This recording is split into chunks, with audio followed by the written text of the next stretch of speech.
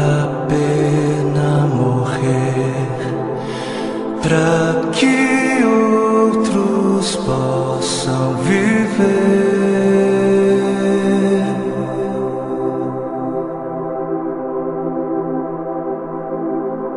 Para que outros possam sorrir, vale a pena chorar. Para que outros possam viver.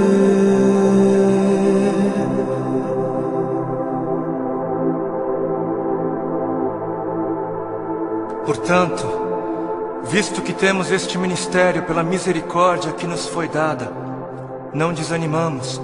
Antes, renunciamos aos procedimentos secretos e vergonhosos, não usamos de engano, nem adulteramos a palavra de Deus. Ao contrário, mediante a clara exposição da verdade, recomendamo-nos à consciência de todos diante de Deus. Pois não pregamos a nós mesmos, mas a Jesus Cristo, o Senhor, e a nós como escravos de vocês por causa de Jesus. De todos os lados somos pressionados, mas não desanimamos. Ficamos perplexos, mas não desesperados. Somos perseguidos, mas não abandonados. Abatidos, mas não destruídos. Trazemos sempre em nosso corpo o morrer de Jesus, para que a vida de Jesus também seja revelada em nós. Pois nós que estamos vivos, somos sempre entregues à morte por amor a Jesus, para que a sua vida também se manifeste em nosso corpo, de modo que em nós atua a morte, mas em vocês a vida.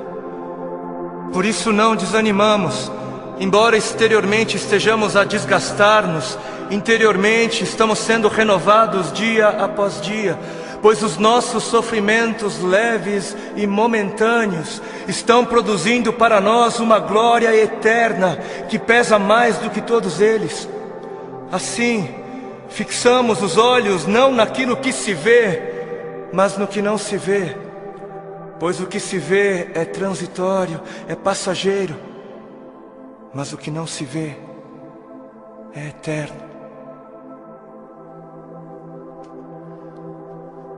Para que outros possam viver, vale a pena morrer. E nas palavras de 2 Coríntios capítulo 4 que nós acabamos de ler, para que outros possam viver, não apenas vale a pena morrer, como deve-se morrer. Deve-se. Para que outros possam viver, deve-se. É necessário morrer. É necessário morrer para que haja vida. Trazendo sempre em nosso corpo o morrer de Jesus, para que a vida de Jesus também seja revelada em nosso corpo. Pois nós que estamos vivos, somos sempre entregues à morte por amor a Jesus, para que a sua vida também se manifeste em nós, de modo que em nós atua a morte, para que em vocês, para que em outros atue a vida. Assim como a semente que não morre não germina, assim como a semente que não morre é incapaz de gerar frutos, aquele que não morre é incapaz de gerar vida, é incapaz. Não fosse o sangue do Cordeiro, não fosse o sangue de todos os mártires que vieram antes de nós, não fossem aqueles que vivem como se não pertencessem a este mundo, não seríamos conhecedores das boas novas da vida, não seríamos. Mas se as coisas são assim, se isso é verdade, se isso reflete a realidade, se o Senhor teve toda a intenção de dizer exatamente o que Ele disse, por que é então que não morremos? Por que é então que o mundo está cansado de ver uma igreja que deveria carregar a mensagem da morte, mas não carrega? Não carrega. E não carrega porque ela mesma recusa-se a morrer. Se a ordem é essa, por que é então que não vemos mais vidas sendo geradas, nações sendo alcançadas em meio à voluntária entrega da vida por parte daqueles que se dizem cristãos? Por quê? Por quê? Porque existe algo de muito errado em nosso meio. Existe algo de muito errado em meio àquilo que chamamos de Evangelho do Reino de Deus. Evangelho do Reino de Deus, não o Evangelho do Reino dos homens para os homens, não o Evangelho do Reino desta terra para esta terra, não o Evangelho do seu reino para você mesmo, para o seu próprio benefício, mas o Evangelho do Reino de Deus para o benefício de Deus. E existe algo de muito errado porque estamos confundindo o Evangelho do Reino de Deus, que é para Deus, com outros evangelhos. E o povo, por falta de líderes que preguem o que o povo precisa ouvir e não o que o povo quer ouvir, o povo está adorando outros bezerros de ouro. E o grande bezerro de ouro dos nossos dias é a bênção. O grande bezerro de ouro dos nossos dias é a vitória, é a conquista, é o bezerro da prosperidade, é a saúde, é o meu bem-estar, é o meu conforto, é a minha necessidade, é o meu reino, é a minha vida. 7 passos para alcançar a bênção aqui, 40 dias de jejum da vitória ali, 12 maneiras para ser próspero um pouco mais adiante, e 318 formas para você fazer com que Deus faça aquilo que você quer que Ele faça.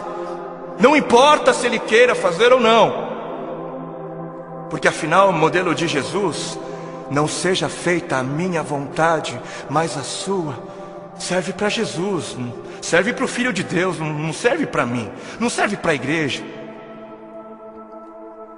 Quantos já foram a alguma campanha que dizia: campanha do negue-se a si mesmo, campanha dos 3 passos para morrer, ou a campanha das 7 maneiras de amar ao seu próximo como a si mesmo, campanha de 40 dias de jejum para que eu possa carregar a minha cruz?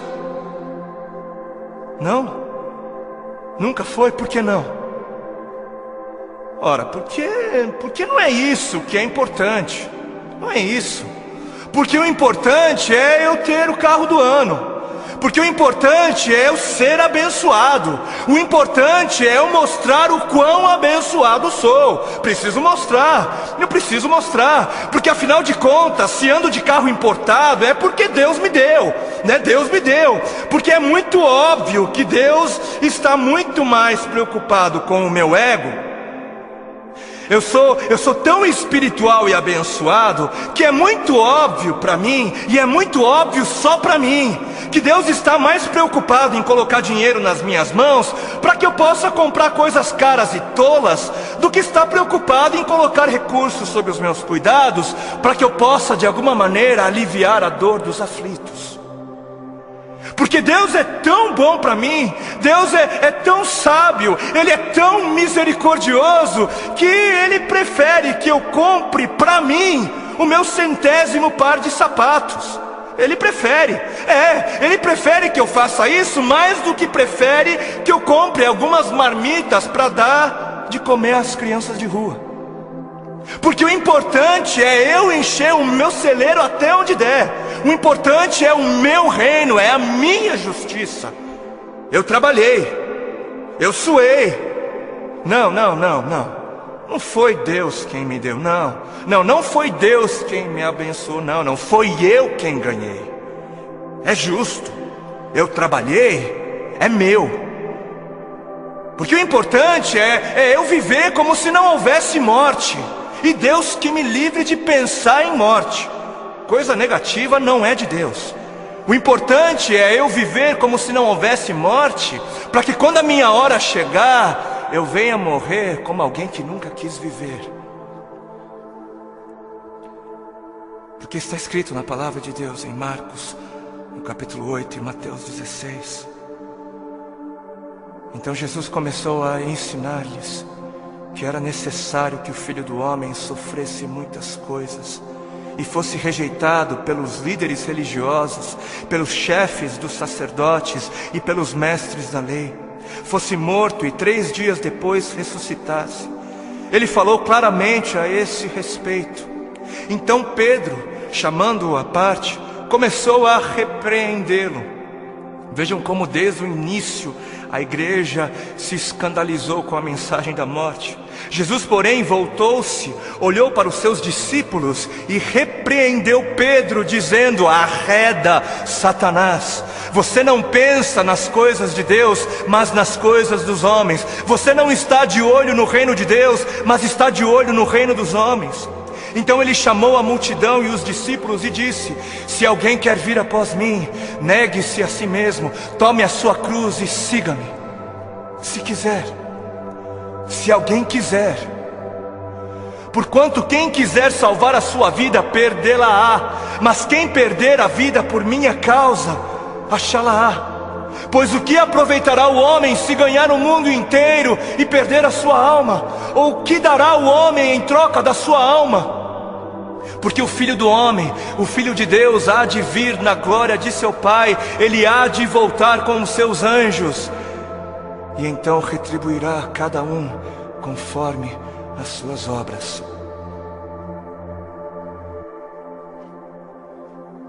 Quem fizer de tudo para garantir a sua vida neste mundo, não merecerá a vida no outro. E quem fizer de tudo para garantir a sua vida no outro mundo, perderá a sua vida neste. Perderá o controle da sua vida neste mundo. Quem viver de olho nos tesouros deste mundo, receberá somente aquilo que este mundo é capaz de dar. Mas quem viver com os olhos fixos no tesouro eterno,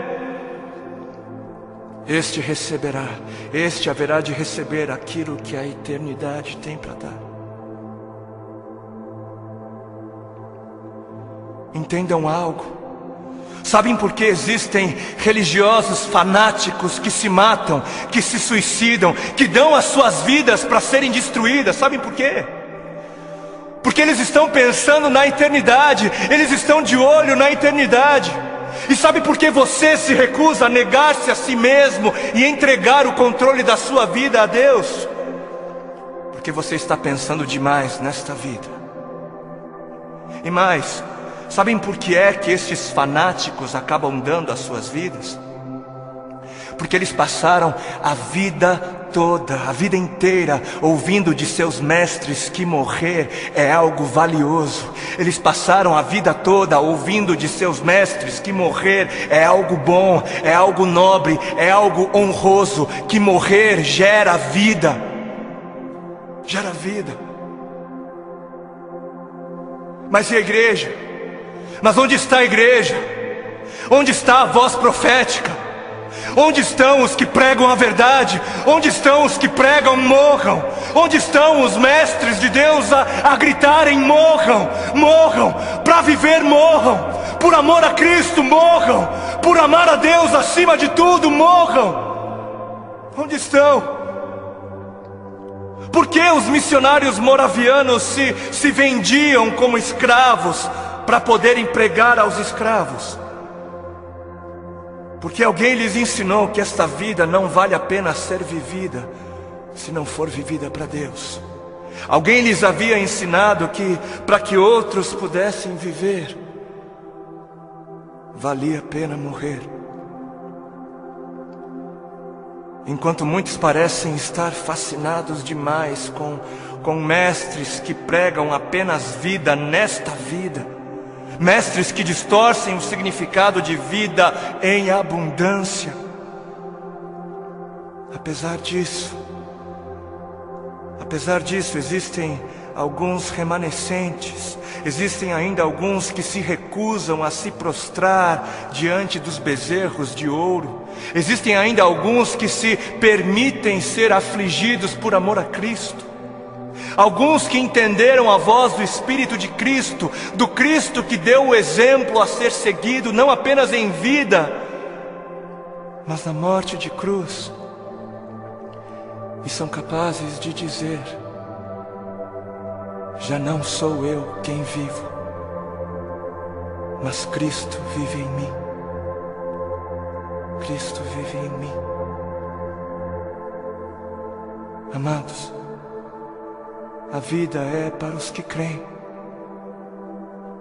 E os que creem não têm medo da morte, não devem ter medo da morte. Quem tem medo da morte não crê, e quem não crer não viverá. E eis que a morte é o maior medidor da fé. Os que morrem são os que creem. E termino com um texto bíblico que está em 2 Timóteo, capítulo 4, nos versículos 2 ao 4. Diz assim: pregue a palavra, pregue a palavra, esteja preparado a tempo e fora de tempo, repreenda, corrija, exorte com toda a paciência e doutrina. Por quê?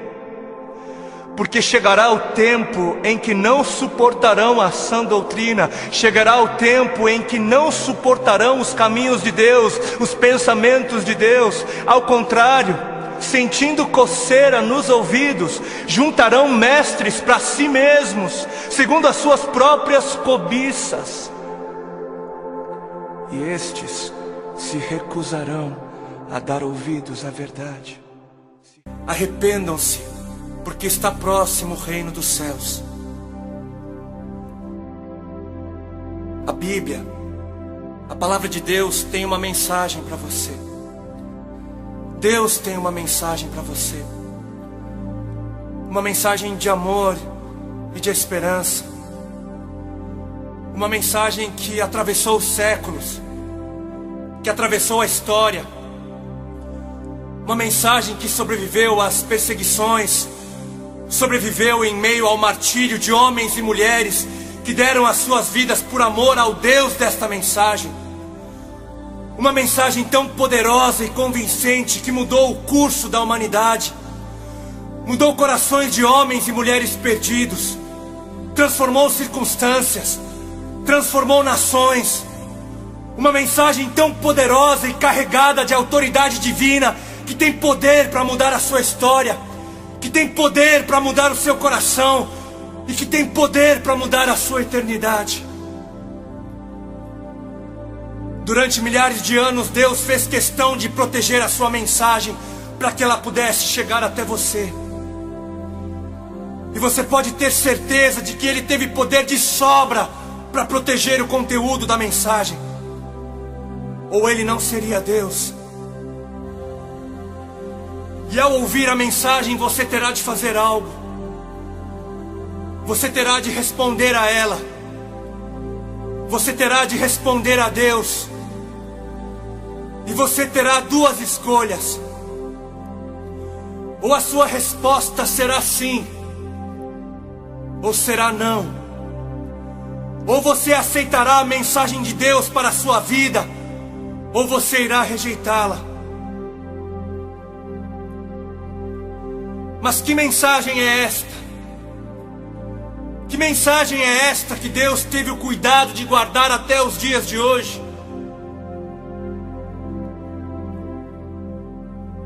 A mensagem diz respeito a quem Ele é. E a Bíblia diz que Ele é amor. Ele diz que te ama. Ele te ama. E te ama não com o amor que o mundo tem para dar, mas te ama com o amor perfeito, com o amor de um Deus perfeito, que se revelou como um Pai perfeito. E você pode muitas vezes não entender esse amor, e nem deve tentar, porque o amor de Deus Pai por você não foi idealizado para ser compreendido, mas para ser aceito. Amor não se entende, amor não se compreende, amor se aceita, se recebe. E qual será a sua resposta diante do amor de Deus? No trecho que acabamos de ler, você vai perceber traços desse amor divino. O povo que jazia em trevas, o povo que estava morto em trevas, viu grande luz, viu o grandioso brilho da sua luz. Mas você pode perguntar: o que tem a ver as trevas comigo? E a resposta é que a Bíblia diz que todos pecaram, E a resposta é que a Bíblia diz que todos somos pecadores. E a Bíblia diz que não há um justo sequer. E que os nossos atos de justiça são como trapos imundos que refletem apenas o nosso interior pecaminoso. E se você parar para pensar, se você realmente olhar para dentro de você, você vai ver que tudo isso é verdade. Você vai perceber que será impossível se achegar à presença de Deus um dia e dizer a Ele: mas eu não tenho pecado. Eu sou uma pessoa tão boa, tão pura. Eu nunca fiz mal a ninguém. Eu nunca pequei. E a Bíblia diz mais. Ela diz que o pagamento pelo pecado é a morte. A morte. E por isso nada do que você possa fazer poderá apagar os seus pecados. Nada. As suas boas ações não têm poder para apagar os seus pecados. O não fazer mal a ninguém não tem poder para apagar os seus muitos pecados. Porque o pecado é mortal. Apenas a morte é pagamento válido. Somente a morte. Mas a morte de qualquer um também não tem poder para apagar pecados. Apenas a morte de um justo teria poder para purificar a injustiça do pecador. E foi por isso que Jesus teve que morrer.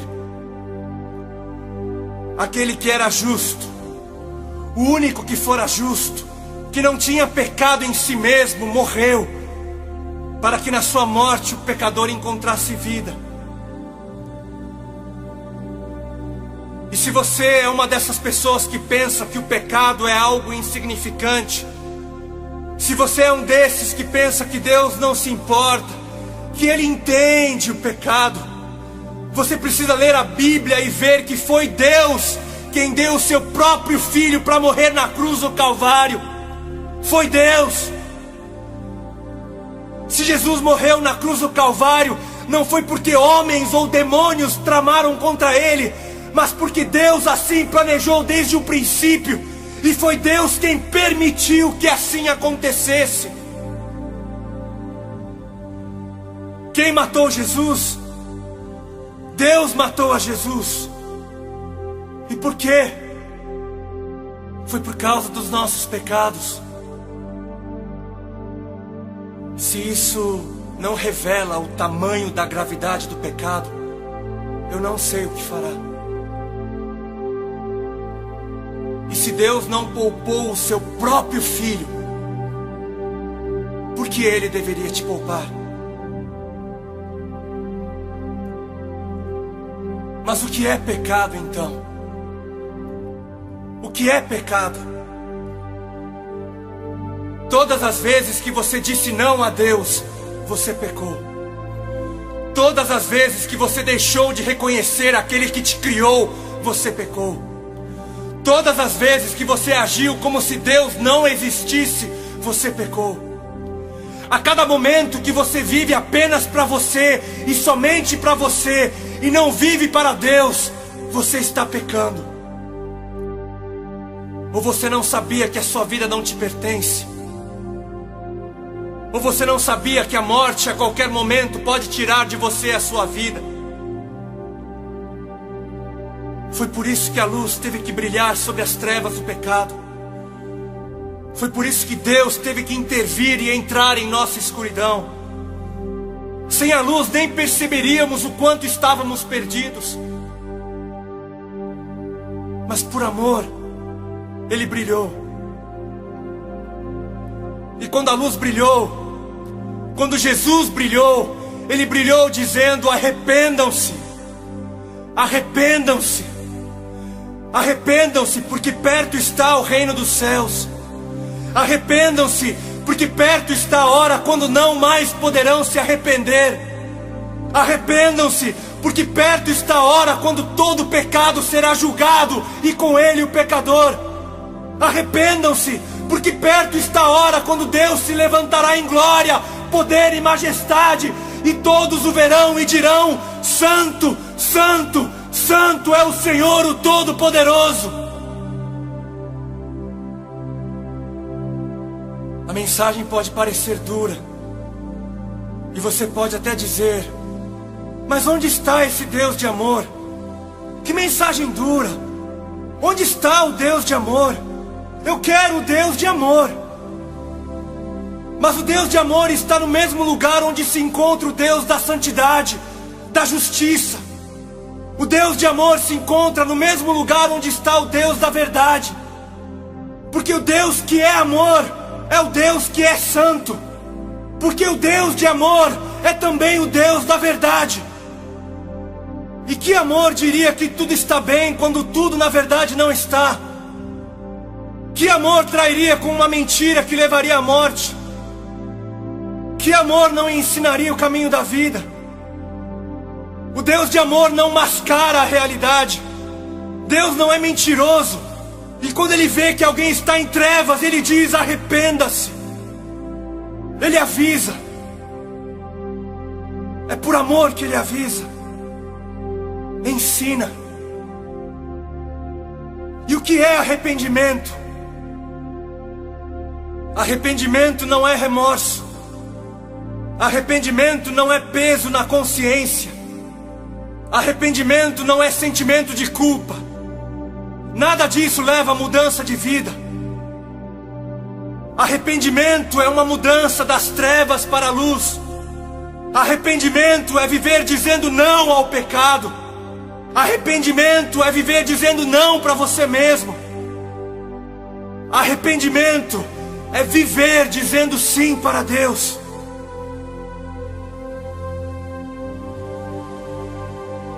Assim como foi dito no início, você deve responder à mensagem de Deus. Sim ou não. Se você acredita que a mensagem é muito dura, onde você vai encontrar alguém que tenha palavras de vida eterna? Eu sinto muito, mas é você quem deve se converter à palavra de Deus, e não Deus se converter a você. Mas Ele é bom. Ele é bom. Jesus começou a brilhar dizendo: arrependam-se. Não porque desejava ser um estraga-prazer, mas porque Ele tinha algo melhor. Porque depois Ele iria dizer que perto estava o reino dos céus. Jesus começou dizendo: arrependam-se, porque depois Ele iria dizer: vinde a mim, todos vocês que estão cansados, e eu darei alívio. Jesus começou dizendo: arrependam-se, porque depois Ele iria dizer: eu enxugarei todas as suas lágrimas, e você nunca mais terá de chorar. Jesus começou dizendo: arrependam-se, porque depois Ele iria dizer que aos que dissessem sim, Ele daria a coroa da vida.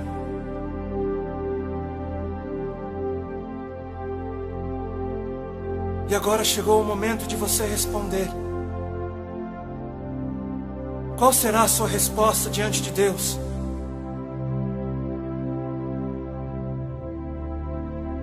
Quando alguém reconhece o seu pecado, quando alguém reconhece que não é tão bom assim, então este alguém está a um passo de ter um encontro com o Senhor. E quando alguém que pensava ser tão indigno, quando alguém que acreditava que o seu pecado era tão grande e imperdoável, mas encontra na cruz um poder muito maior, mas encontra na cruz o amor de Deus, este alguém também está a um passo de ter um encontro com o Senhor.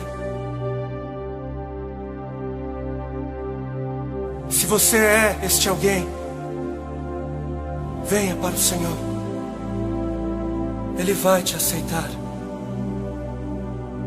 Se você compreendeu, se você quer dizer sim a Deus, então venha. Arrependa-se e passe a viver dizendo sim a Deus. Arrependa-se e busque saber o que Deus tem a dizer em sua palavra. Arrependa-se e passe a viver junto com aqueles que disseram sim ao Senhor. Deus te abençoe.